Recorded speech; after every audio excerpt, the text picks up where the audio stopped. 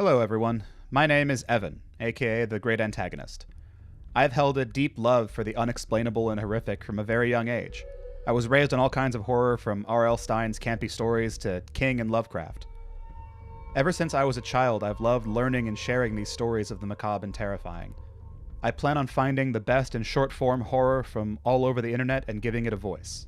I plan on uploading as often as possible, preferably 3 times a week at minimum. I am still learning the ins and outs of editing, so I hope you all enjoy coming with me as I constantly improve my ability to bring these stories to life. This story is the first chapter in an amazing series by David Farrow titled The Neverglades. So sit back, relax, and enjoy the gradual descent into madness.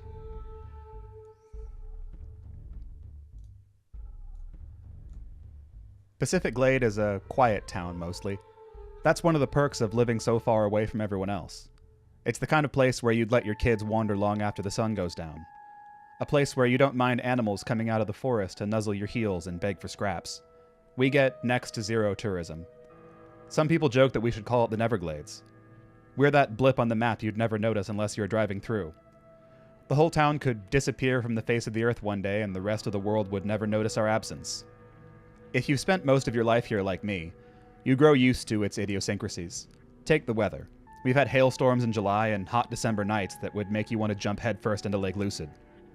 The woods make noises too. The usual hoots and howls, of course, but sometimes when it's late, you can hear these strange scraping sounds from the trees that make the fillings in your teeth tingle. And let's not forget that summer when every single chicken in the glade vanished overnight. They never found a trace of those critters, not even a single feather left behind. Par for the course for the average citizen. But when you work here as a homicide detective, you notice other things. Bodies with unexplained wounds and markings, trails that lead nowhere. Pieces that don't quite fit together no matter how much you turn them. Eventually, you have to accept that not all cases can be solved. It's a shitty feeling, but that's reality for you. Some killers never get caught. Some deaths have no satisfying explanation. You take the good cases with the bad and hope you leave the world at least a little better than you found it. The case that changed everything for me started out no different from all the others. I was driving down the highway in my police cruiser, flipping through radio stations on the dash, when Olivia Marconi's voice came crackling over my walkie-talkie. "You there, Mark?" she said. "We got a suspicious death at the gas station over on Minnow Street. This one's got your department written all over it." I brought the walkie up to my mouth. "Be there in a sec," I said. "Try and keep the body warm for me." "Just get over here, asshole." I could usually tell when Marconi was messing with me, but there was no smirk in her voice this time. That didn't bode well. My smile fading, I stepped on the gas and rocketed down the highway towards the center of town. No matter where you go in the glade, drive far enough and you'll find yourself surrounded by trees. And not just any trees, I'm talking a full-blown forest, with twisted branches and canopies that make everything dark as night, even in mid-afternoon.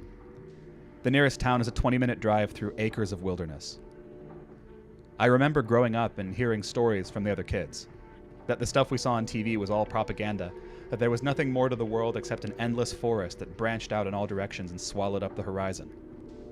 Pretty morbid for a bunch of kids, but then again, kids are pretty morbid. I would know, I've got 2 of my own. It was getting late when I finally pulled up to the Minnow Street gas station and the darkening treetops flashed with spirals of red and blue. The lot was absolutely packed with cruisers. Parking further down the street, I stepped out of my car and crossed the lot to slip underneath the police tape. Sheriff Marconi was speaking to a boy in a red cashier's vest when I walked in. He couldn't have been more than 16. His skin was slick with sweat and he wouldn't stop fidgeting. He kept wringing his hands together and wiping them on the sides of his pants in a constant agitated motion. When Marconi saw me enter, she placed a hand on the boy's shoulder and said something too quiet for me to hear. She left him alone with his private trauma and came over to join me by the door.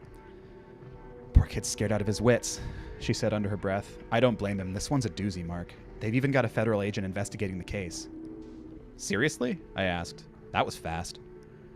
I craned my neck, but the shelves were swarming with cops. I couldn't make out any unfamiliar faces. She shrugged. "Must have had somebody in the area already. Got here a couple minutes after we did." "I'll go see what he's up to," I said. "Maybe he spotted something our guys missed." "Be my guest," she grimaced. "But brace yourself, Mark. It's not pretty over there." I tipped her a quick salute and worked my way through the aisles, headed towards the scene of the crime. It wasn't hard to find.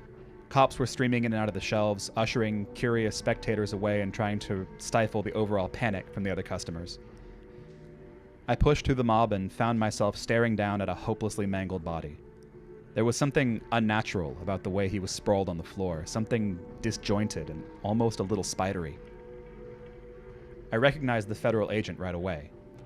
He would have stood out in any crowd. Easily 7 feet tall and slender as a pole, he loomed over the other cops like a statue. Everything about him was gray. Fedora, trench coat, even the pallid color of his skin. The smoldering tip of a cigar protruded from between his teeth. He turned to face me as I approached. His eyes were a strange shade of purple that I'd never seen before. They seemed to spin under the overhead lights. Hi, I said, holding out my hand. Detective Mark Hannigan. Nice to meet you. The tall figure stared at my outstretched hand for a few seconds and then shook it. Same to you, he said. His voice had a gravelly quality, like his throat was coated with pebbles. Thin wisps of smoke escaped from his teeth and billowed around the end of his cigar. What should I call you? I asked after a few seconds of silence. For now, Inspector is fine, he said. But don't mind me. What are your thoughts on our friend here? I leaned down and examined the body. The man's face was hanging in flaps, jagged red streaks that had already begun to fester. The stench was something awful. His nose had disintegrated into a mass of gore and bone. The limbs sprawled across the tiles, bent backwards at impossible angles. In a few places, chunks of blood-stained bone jutted through the skin. I'd seen some pretty grisly stuff on the force before, but this took the cake. Bile churned in my throat, and I withdrew quickly from the body. Do we have an ID on the Vic yet? I asked. His license says Edgar Guerrera, although it's hard to tell if he's the man in the picture. His face is too disfigured. The inspector knelt down and traced the tiles around the body with one bony finger. He drew it back and rubbed his fingers together. A fine stream of shiny powder trickled to the floor. I frowned. Is that glass? I think so, he replied. He rose to his feet, brushing the powder off of his coat. Look at the way the body's slumped. The lacerations, the broken bones. It's almost as though he went straight through a windshield. That's crazy, I said. There's blood everywhere, sure, but no footprints or drag marks. If this really was a car accident, he either staggered in here after the fact or someone else lugged him in. Maybe, the inspector said. But why go through all that effort? Whoever did this didn't even try to hide the body. He flicked some ash towards the crime scene. The body was splayed out across the tiles, limbs spread wide like a human starfish. Blood glistened in puddles under the sickly fluorescent lights. It was messy and gory and awfully conspicuous. Whoever did this wanted the body to be found. What is it then? Some kind of warning? I asked. The inspector gazed down thoughtfully at the body. It's possible.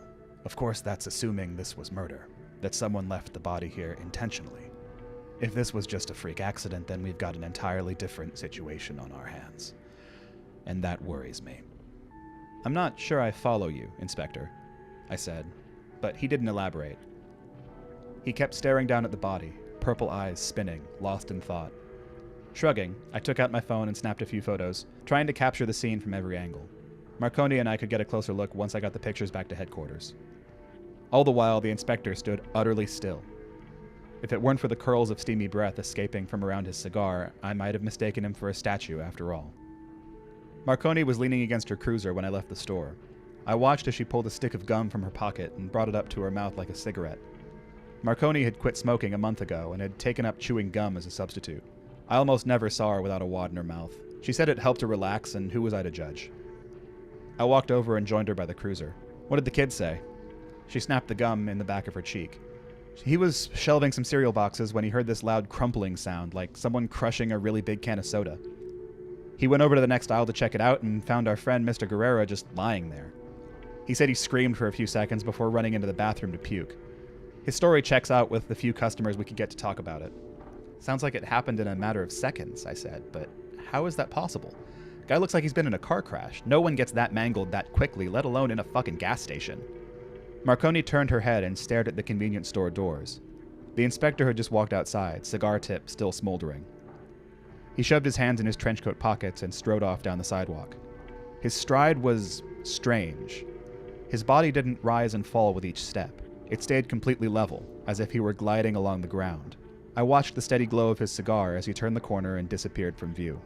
"What did you think of that guy?" Marconi asked. "I only talked to him for a few seconds, but he gave me the creeps." "He's, definitely something," I said. I craned my neck, but the inspector was long gone. "Never seen anybody quite like him." "Not a bad detective, though." Marconi gnawed on her gum for a few pensive seconds. "Well, I hope we wrap this case up quick," she said. "I'll rest easier when the feds are off our backs." She spat the wad back into her hand and folded it into the empty wrapper. I stood back as she opened the cruiser door and hopped into the driver's seat. Before she left, she rolled down the window and gave me the dimmest of smiles. "See you back at the station," she said. Then she revved the engine and rolled backwards out of the parking lot. The coroner's office confirmed what we'd already suspected. The victim's wounds were consistent with those of a car crash. It wasn't the lacerations or the broken bones that had killed him, it was blunt force trauma to the head. That explained the mangled mess of his nose. What it didn't explain was how a car crash victim had ended up sprawled on the floor of a convenience store. The security footage wasn't much help. It showed Edgar Guerrera entering the store and browsing the shelves, but after a few minutes the camera began to fritz and grow riddled with static.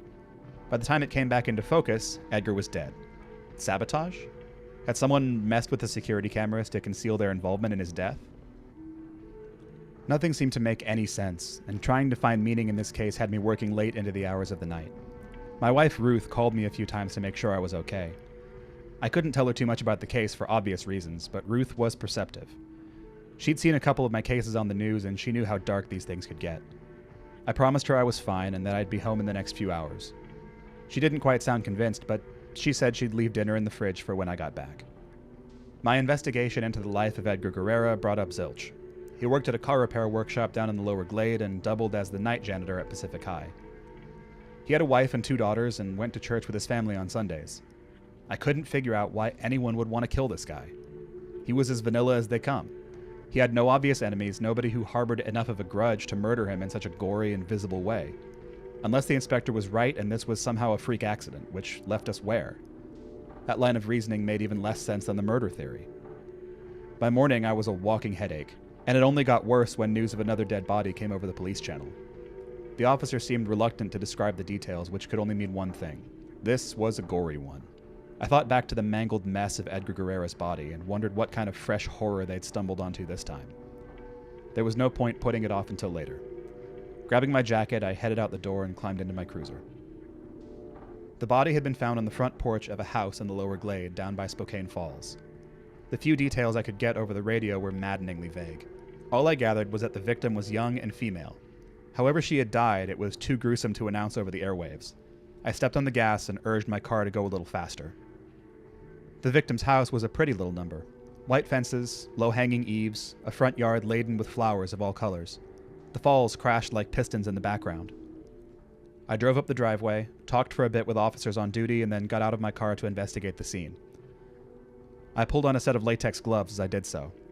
A pair of cops were standing together and muttering to one another by the front porch. They stepped aside warily to let me through. The porch reeked of rotten body smell, and I had to hold a hand over my mouth and nose before I dared go any closer. The victim was a blonde-haired girl in her late 20s or so. The entire left side of her body had collapsed into a splattery mess of gore that spread outwards in all directions. One green eye still stared blankly into the distance. I knelt down, surveying the splintery remains of her limbs for anything out of the ordinary. It was difficult. My eyes were swimming, and I had to fight back the urge to retch. When I looked up again, the inspector was slouched in the doorway. His fedora was pulled low, and his face was framed by a halo of smoke. Damn cigar again. It was like an extension of his body. I almost couldn't imagine him without it. "Did the feds send you down here?" I asked. "They can't possibly think there's a link between these cases. I mean, aside from the sheer weirdness." "I go where I'm needed," he said. "Right now, I am needed here." It didn't sound like he was going to offer anything more, so I stood up and began peeling off my latex gloves. The officers who got here first said her name was Vivian Tracy. A couple of them actually knew her from around town. She volunteered down at the soup pantry and ran a reading group at the public library. Bright kid. Her neighbor was the one to phone us about the body. Said she was walking home from the supermarket and just saw Vivian lying there.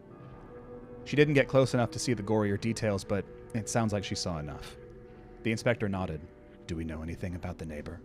"Not much. She is getting on in years, so she likes walking to the store to get some exercise in her routine. Apparently, she didn't know Vivian all that well, but she said she seemed like a nice enough girl. Not the kind of person someone would want to murder." just like Mr. Guerrera, the inspector said quietly. It sounded like he'd done some research of his own. I cast another glance at the body. If this even was murder, I said. I'd seen suicides leap from buildings before. I'd watched medics scrape viscera off the sidewalk. There was no doubt in my mind that Vivian Tracy had fallen to her death. But how was that possible? The porch roof overhead was still intact. She obviously hadn't come crashing through it. And there was no way our would-be murderer could have dragged the body here. The splatter made it all too clear that this was the point of impact. What the hell is going on here? I muttered.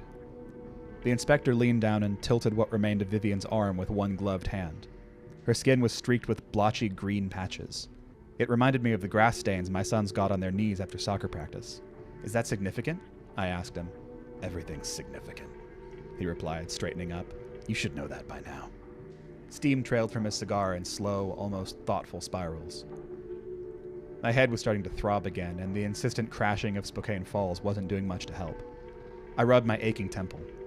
It had been a long day and a half. Maybe things would start making sense if I went home and recharged my batteries. It was around 3 in the morning when the cell phone on my dresser began to buzz.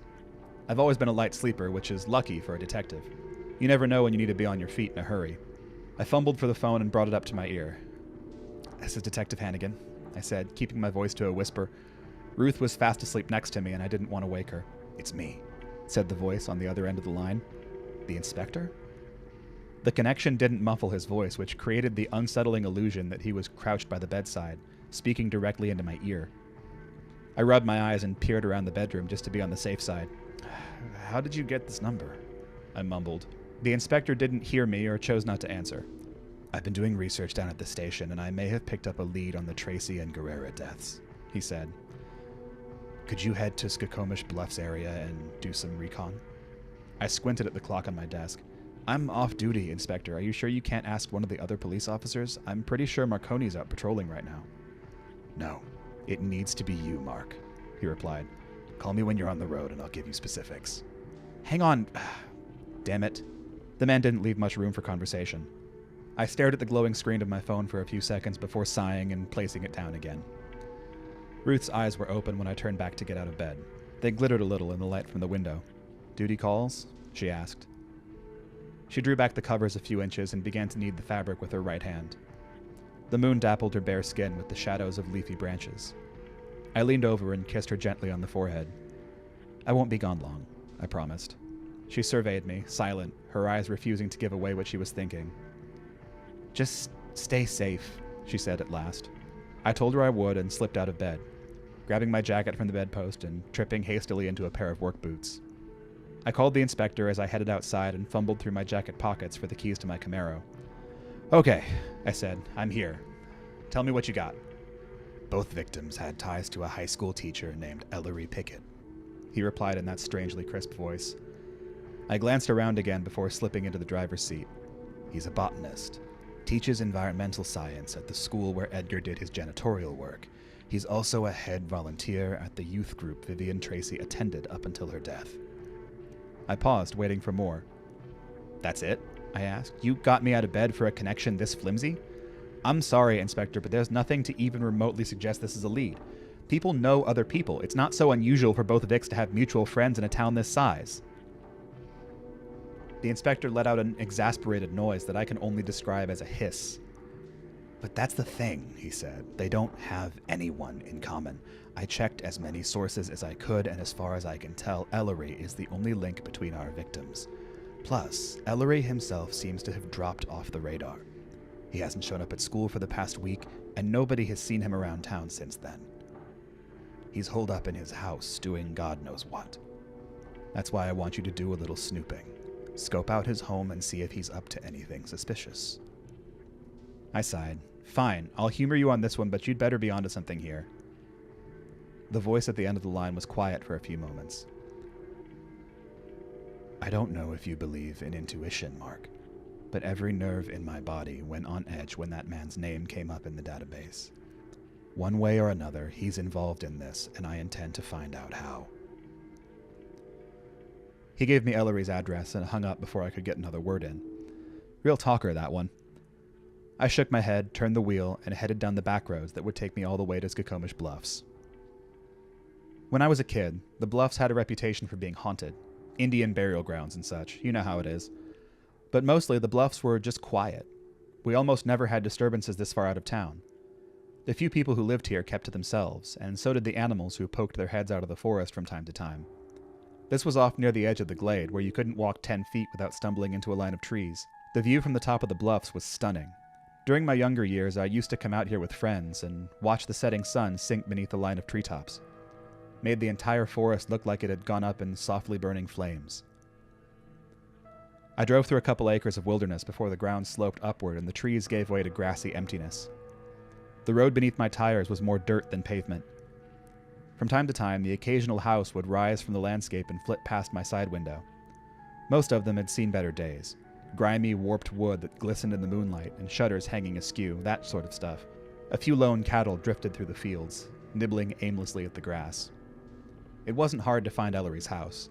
The place was in much better shape than the houses I'd seen before, and there was a massive greenhouse sprouting from the back that seemed to teeter on the edge of the bluffs. Hadn't the inspector said Ellery was a botanist? I parked my car in a nearby thicket and cut the engine, my headlights fading. Then I settled back into the driver's seat and waited. What was I waiting for? I didn't have a clue. The likelihood that Ellery would be awake at this hour, let alone doing anything suspicious, was close to nil. But the inspector had been insistent on me coming here, so I figured I owed him the benefit of the doubt. I kicked up my feet on the dashboard and stared at the empty windows, watching for any sign of movement. Around 4:15, the front door opened suddenly and I froze where I was sitting. An elderly man with feathery white hair came limping onto the front porch. Ellery? He looked older than I expected. I followed him as he hobbled over to the porch swing and eased into it with a visible wheeze of breath. I sank deeper in my seat and dialed the inspector from my cell. Anything? He asked right away. I'm at Ellery's house and he just walked onto the front porch, I said under my breath. It's a little late for him to be out, don't you think? Especially someone his age. I could practically see the inspector wrinkling his brow. His age? What do you mean? I mean, he's seriously old enough to be my grandfather. I don't know, Inspector. It seems like you might have made the wrong call on this one. There was a sharp intake of breath from the other line. Don't go anywhere near him, the inspector said. His voice, usually so collected, now bordered on frantic. Shit, this is bad. You need to get back to the station right now. I peered through the front window again. Ellery was drifting lazily on the porch swing, hair floating around his head like wisps of white cotton candy. He's an old man, Inspector. He practically had a heart attack just walking across his porch. How could he possibly be dangerous? That's no old man, the inspector insisted. Trust me, if that thing gets its hands on you, it's over. You need to get out of there. Ellery jerked his head up suddenly, as if he could hear the inspector's gravelly voice from all the way across the lawn. His swing froze in place. I tried to crouch beneath the dashboard as his eyes darted back and forth. I didn't think he could see my car from here, but those eyes seemed remarkably sharp for someone his age. And I couldn't shake the sense that they could see in the darkness. They reminded me of the time I'd taken a hiking trip with my friends up in Catamount State Forest. We'd seen a cougar prowling the rocks on the cliff over from ours, its eyes glowing yellow in the light from the moon. If it could have leaped that gap and devoured us, I'm sure it would have. That was the look I saw in Ellery's eyes. Animalistic hunger. I'll meet you back at the station, I whispered into the phone. Ellery sat there for a few more minutes, peering into the night, before he pried himself from the porch swing and shuffled back to the house. I didn't waste any time getting out of there. I started the engines as quietly as I could and pulled away from the thicket, leaving trails of trampled leaves behind me. Before long, I was out of the bluffs and zooming down the streets to the police station. The trees loomed like sentinels around me, and for the first time in a very long while, I was thankful for their cover.